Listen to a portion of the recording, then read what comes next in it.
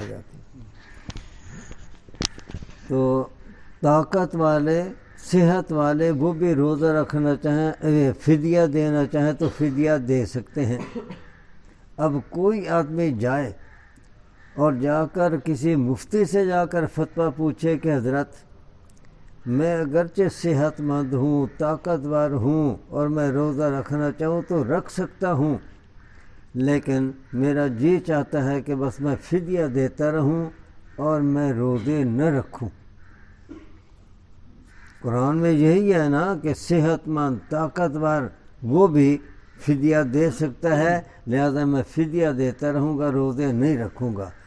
آپ بتائیں وہ گناہ گار ہے یا نہیں؟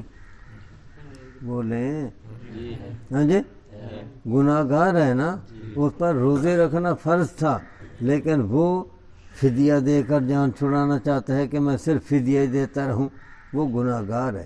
حالانکہ قرآن کہہ رہا ہے علی الذین یطیقونہ فدیہ، طاقت والے فدیہ دے سکتے ہیں۔ اب اگر وہ وصیت کرنے والا بھی اکڑ جائے اور فدیہ دینے والا بھی اکڑ جائے اور مفتی کے سامنے وہ کہے کہ مفتی صاحب ایک طرف قرآن کی بات ہے، ایک طرف آپ کا فتویٰ ہے، میں تو قرآن پر عمل کروں گا، آپ کے فتوے پر عمل نہیں کرتا۔ ایک طرف اللہ کا حکم ہے، دوسری طرف آپ کا ہے، آپ کی رائے ہے، آپ کی رائے پر میں نہیں چلتا، میں تو قرآن پر عمل کروں گا، اور لوگوں کو بھی اسی کی دعوت شروع کر دے، قرآن قرآن قرآن، قرآن پر عمل کرو، اور اس مفتی بیچارے کا جلوس نکال دے کہ جی یہ قرآن کے خلاف عمل کرتا ہے، قرآن کے خلاف فتوے دیتا ہے، یہ دیکھو یہ قرآن ہے، یہ مفتی کی رائے ہے۔ یہ دھوکہ ہوگا یا نہیں؟ بات کیا ہے؟ بات یہ ہے کہ اس بیچارے کا علم ادھورا ہے۔ یہ پہلے حکم تھا وصیت والا، لیکن جب وراثت کے احکامات اللہ تعالی نے اتارے اور ماں باپ کی وصیت مقرر کر دی کہ اگر بیٹا فوت ہو، بیٹی فوت ہو تو والدین کو وراثت کا حصہ ملتا ہے یا نہیں؟ تو یہ وصیت کا حکم اس وقت تھا جب وراثت کا حکم بھی نازل نہیں ہوا تھا، اور جب اللہ تعالیٰ نے وراثت کے احکام نازل کر دیے تو اب ماں باپ کو وراثت ملے گی، اور جس کو وراثت ملنی ہو اس کے لیے پھر وصیت کرنا جائز نہیں۔ مسئلہ بدل گیا، مسئلہ لیکن قرآن کریم میں وصیت والی وہ آیت اللہ پاک نے باقی رکھی، اس لیے اب یہ آیت قرآن ہے، اس کی تلاوت پر اجر و ثواب ملتا ہے۔ تراویح میں اس کو چھوڑ دے کوئی تو اس کا ختم مکمل نہیں ہوگا، اس کا کوئی انکار کر دے، ایک لفظ کا بھی انکار کرے تو کفر ہے، کیونکہ قرآن ہے، لیکن عمل کرنا جائز نہیں۔ کیوں جائز نہیں؟ کیوں جائز نہیں؟ ہاں جی، یوں کہو اس لیے کہ مسئلہ بدل گیا، مسئلہ پہلے وہ مسئلہ تھا، اب یہ مسئلہ بن گیا، تو جو بعد والا مسئلہ ہے عمل اس پر ہوگا، اور جو پہلے والا ہے اس پر عمل تو، لیکن یہ آیت تلاوت کے لیے اللہ پاک نے باقی رکھ دی، اس میں کیا حکمت ہے وہ تو اللہ ہی جانے، لیکن اتنی بات ہے کہ حکم اس کا منسوخ ہے۔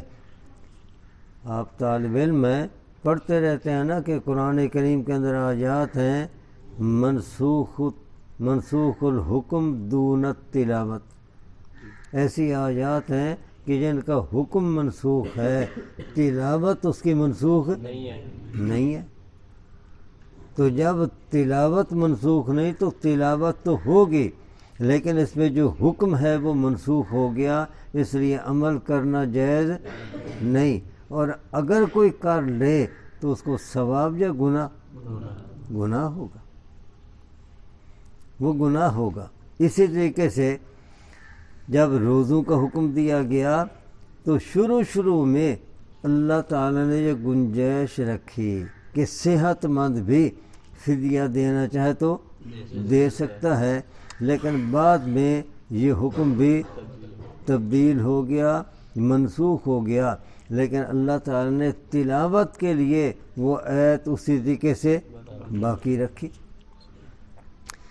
تو اب میری بات سمجھ آ گئی نا کہ سارے قرآن پر عمل نہیں کرنا سارے قرآن پر عمل، کیونکہ قرآن کریم میں ایسی آیات ہیں کہ جن کی تلاوت تو ہوتی ہے اور ان کے اندر جو حکم بیان ہوا وہ حکم منسوخ ہے، وہ حکم تبدیل ہو گیا تھا، اس لیے اب اس کے اوپر عمل کرنا جائز نہیں۔ تبدیل ہونے کی میں ایک مثال دیتا ہوں۔ ایک مثال کے طور پر نوٹ چلتا رہا 100 روپے کا، چلتا رہا چلتا رہا چلتا رہا، لیکن بعد میں حکومت نے وہ نوٹ منسوخ کر دیا۔ منسوخ ہو جاتے ہیں نا، وہ منسوخ کر دیا اور اس کی جگہ نیا نوٹ جاری کیا۔ تو اب وہ جو پہلے والا نوٹ تھا اب وہ چل سکتا ہے؟ وہ نہیں چل سکتا، ایسے ہی ہے نا، وہ منسوخ ہو گیا۔ اب اگر کوئی وہی نوٹ پکڑ لے اور وہ یہ کہے کہ دیکھو اس کے اوپر سرکاری سارے قوائف مکمل ہیں، گورنر کے دستخط بھی ہیں، مہریں بھی لگی ہوئی ہیں، اور وہ جو تار یوں کر کے دیکھتے ہیں وہ تار بھی اس کے اندر نظر آ رہی ہے، سارے قوائف مکمل ہیں، ہے بھی بالکل نیا، چلے گا؟ ہاں جی، 100 روپیہ لے کر جائے کوئی بچہ کسی دکاندار کے پاس اور اس کو جا کر کہے جی مجھے اس کی 10 ٹافیاں دے دے، 100 روپیہ ہے، وہ ٹافیاں دینے کے لیے بھی تیار نہیں، اس کی ٹافی بھی نہیں ملتی، کیوں؟ ہاں جی، منسوخ ہو گیا۔ لیکن اگر کوئی ہوشیار لڑکا وہ کسی کمزور نظر والے کو جس کو 10 نمبر کا شیشہ لگا ہوا ہے، اس نے تاڑ لیا بھئی یہ بابا جی ہیں، یہ لے لیں گے، ان کو پتہ نہیں چلے گا، اس نے 100 کا نوٹ جا کر دے دیا، بابا جی بھی خوش ہو گئے کہ واہ 100 کا نوٹ آ گیا، سودا لے گیا۔ تو آپ بتائیں اس کو گناہ ہوگا یا نہیں؟ اور وہ مجرم ہے یا نہیں کہ منسوخ نوٹ چلا رہا ہے؟ اللہ کے ہاں بھی وہ مجرم، اللہ کا بھی گناہگار، بندے کا بھی گناہگار۔ تو پتہ چلا کہ جو چیز منسوخ ہو جائے وہ نہیں چل سکتی اور اس کے مطابق عمل کرنا پھر جائز نہیں ہے۔ تو جو حکم منسوخ ہو جائے، تبدیل ہو جائے، وہ منسوخ نوٹ کی طرح ہے۔ اب بے شک وہ بچوں کو کھلونے کے طور پر دے دے، عید کے موقع پر خوش کرنے کے لیے بچے کو، جس طرح نوٹ نکلتے ہیں نا بچوں کے لیے، وہ بچے بھی دیکھ دیکھ کر بڑے خوش ہوتے ہیں، تو اسی طریقے سے وہ نوٹ اس طور پر تو وہ جیبوں میں آ سکتا ہے، لیکن وہ کھرے نوٹ کی طرح، چالو نوٹ کی طرح اب چل نہیں سکتا۔ جو منسوخ احکام ہیں ان کی مثال بھی ایسے ہی سمجھ لیں کہ وہ منسوخ ہو گئے، اب ان کے اوپر عمل کرنا جائز نہیں ہے، اور اگر کوئی عمل کرے گا تو وہ گناہگار۔ یہ تو میں نے قرآن کریم کے بارے میں جو وہ لفظ کہا نا کہ سارے قرآن پر عمل، اب یہ ٹھیک ہے جملہ یا غلط ہے؟ ٹھیک ہے۔ اور دوسرا جملہ میں نے یہ کہا تھا کہ حدیث پر عمل نہیں کرنا، ٹھیک ہے، حدیث پر عمل نہیں کرنا۔ اس کی وضاحت یہ ہے کہ اصل میں ایک لفظ ہے حدیث اور ایک ہے سنت، ان دونوں میں فرق ہے۔ نبی کریم صلی اللہ علیہ وسلم کا دور نبوت کتنا ہے؟ نبوت والے سال کتنے ہیں؟ ہاں جی، 23 سال۔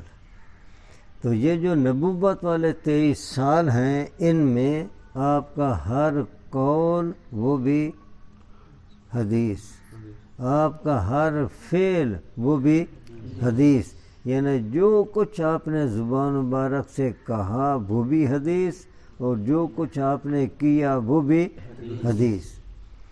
اور ایک تیسری چیز کہ پیغمبر پاک صلی اللہ علیہ وسلم کے سامنے کسی نے کوئی بات کی یا اس نے کوئی کام کیا اور پیغمبر پاک صلی اللہ علیہ وسلم نے خاموشی اس کے اوپر اختیار کی، تو یہ جو خاموشی ہے پیغمبر کی وہ بھی حدیث، اس خاموشی کو بھی حدیث کہتے ہیں۔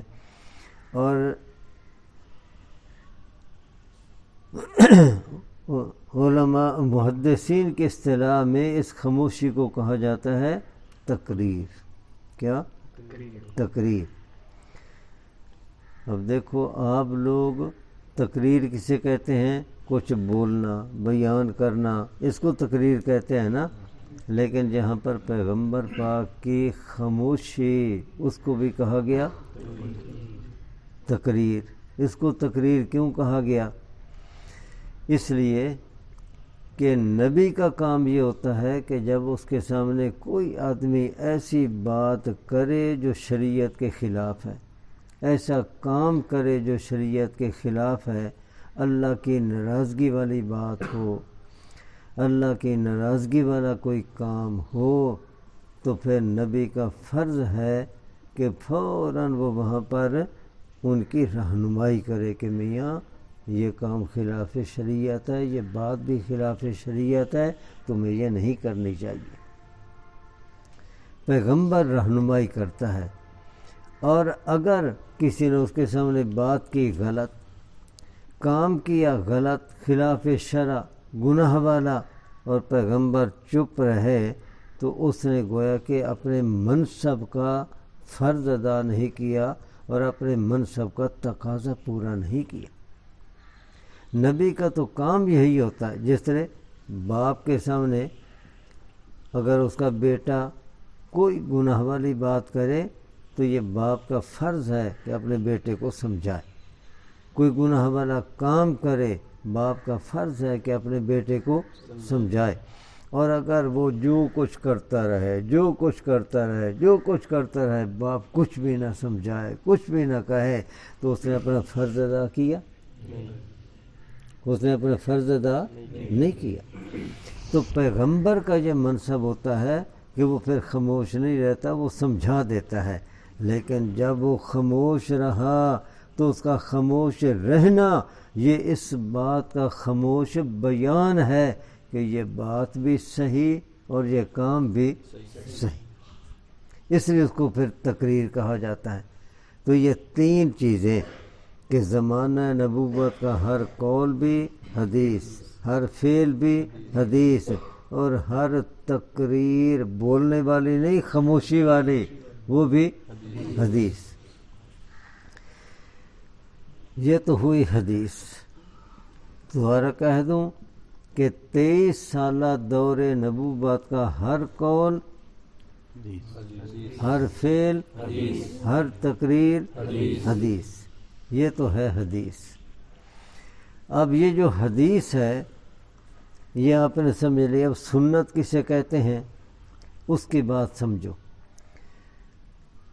ان 23 سالہ دور نبوت میں احکامات کے اندر تبدیلیاں آئیں، جیسے میں نے یہ 2 مثالیں دے دیں، قرآن کریم کی تبدیلیاں آئیں، اور احادیث کے اندر کیا ہے، صحابہ کرام رضی اللہ تعالیٰ عنہ اجمعین نے اور پھر محدثین حضرات نے وہ جو 23 سالہ نبی علیہ السلام کا تمام اقوال افعال کا ریکارڈ تھا، وہ حدیث کی کتابوں میں محفوظ کر دیا۔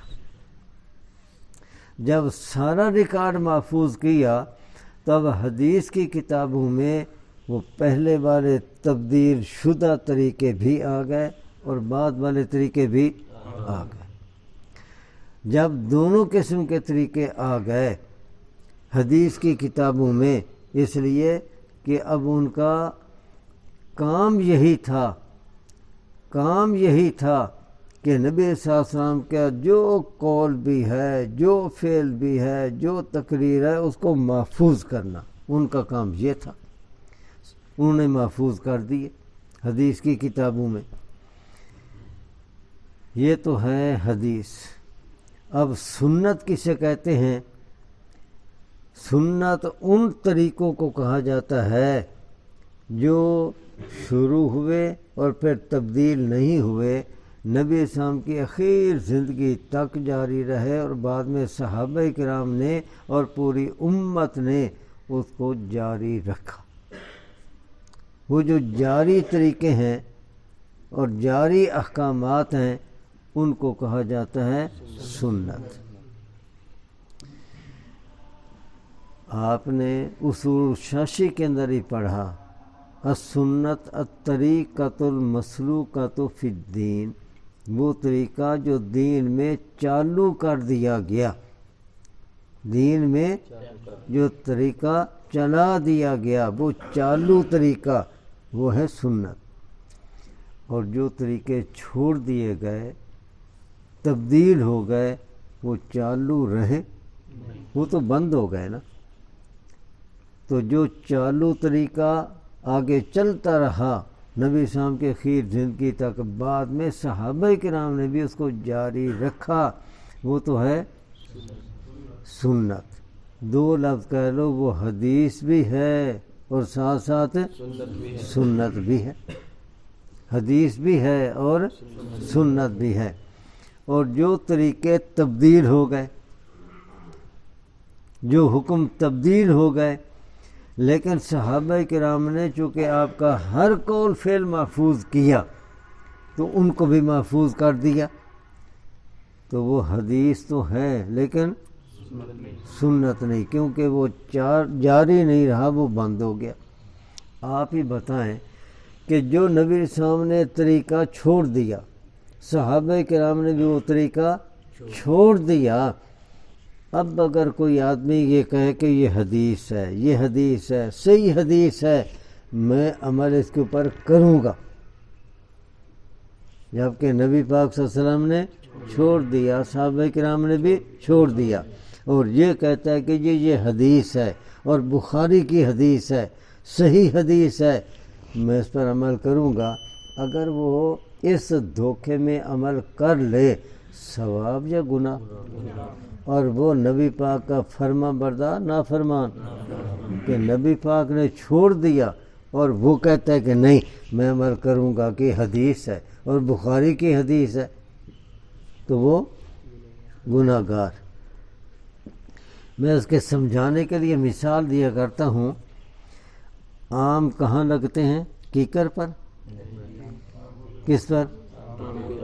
آم کے درخت پر، لیکن سارا آم کا درخت تو آم نہیں۔ آم کہاں لگتے ہیں؟ آم کے درخت پر، لیکن نیچے سے لے کر اوپر تک سارا درخت آم ہے؟ سیب لگتے ہیں سیب کے درخت پر، اگر سیب لینے ہوں تو آم کے درخت سے تو جا کر نہیں توڑو گے، سیب کے درخت سے، لیکن سیب کا سارا درخت وہ سیب تو نہیں۔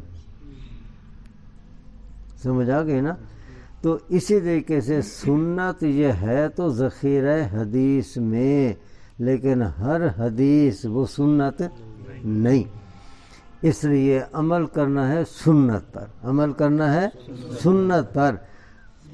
تو اور نبی علیہ السلام نے بھی حکم دیا سنت کے لفظ کے ساتھ، عمل کی ترغیب دی تو سنت کے لفظ کے ساتھ، اور عمل نہ کرنے پر وعید سنائی تو سنت کا لفظ ہے۔ آپ نے فرمایا علیکم بسنتی، آپ نے فرمایا من احب سنتی، آپ نے فرمایا فمن راغب عن سنتی فلیس منی، سنت کا لفظ ہے۔ کہیں ایک جگہ بھی یہ آپ نے نہیں فرمایا کہ میری حدیث پر عمل کرو، میری حدیث پر عمل کرو۔ کیوں؟ اگر یہ آ جاتا کہ میری حدیث پر عمل کرو تو پھر جو حکم تبدیل ہو گئے، حدیث تو وہ بھی ہے، پھر ان پر بھی عمل کرنا پڑتا، حالانکہ ان پر عمل کرنا تو گناہ۔ اس کی بھی ایک دو مثالیں یاد رکھ لیں نبی علیہ السلام نے بیت المقدس کی طرف منہ کر کے نماز پڑھی تھی، پھر اخیر تک پڑھتے رہے یا چھوڑ دی؟ بعد میں بیت اللہ کی طرف منہ کر کے نماز پڑھنا شروع کیا۔ اب دو طریقے نبی پاک صلی اللہ علیہ وسلم کے سامنے آ گئے، ایک بیت المقدس کی طرف منہ کر کے نماز پڑھنا اور دوسرا بیت اللہ کی طرف منہ کر کے نماز پڑھنا، لیکن بیت المقدس والا طریقہ وہ چھوڑ دیا گیا، وہ جاری نہیں رہا، اور بیت اللہ کی طرف منہ کر کے نماز پڑھنے والا طریقہ جاری رہا۔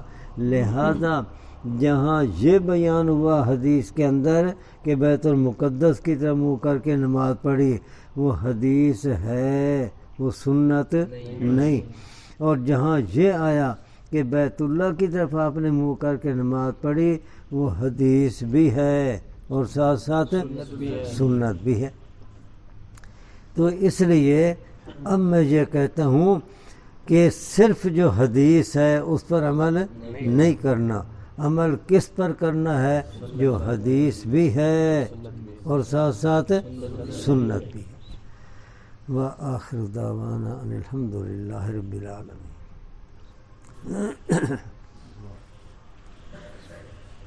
الحمد للہ رب العالمین، والصلاة والسلام علی سید المرسلین محمد وعلی آلہ وصحبہ اجمعین۔